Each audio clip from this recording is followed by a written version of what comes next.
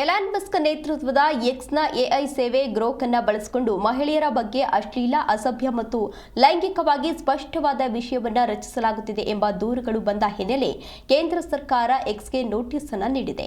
ಮಾಹಿತಿ ತಂತ್ರಜ್ಞಾನ ಕಾಯ್ದೆ 2000 ಮತ್ತು ಐಟಿ ನಿಯಮಗಳು 2021ರ ಅಡಿಯಲ್ಲಿ ಶಾಸನಬದ್ಧ ಡ್ಯೂ ಡಿಲಿಜೆನ್ಸ್ ಬಾಧ್ಯತೆಯನ್ನು ಪಾಲಿಸಲು ವಿಫಲವಾದ ಕಾರಣ ಎಲೆಕ್ಟ್ರಾನಿಕ್ಸ್ ಮತ್ತು ಮಾಹಿತಿ ತಂತ್ರಜ್ಞಾನ ಸಚಿವಾಲಯ ಎಕ್ಸ್ಗೆ ಕಠಿಣ ಎಚ್ಚರಿಕೆಯನ್ನು ನೀಡಿದೆ.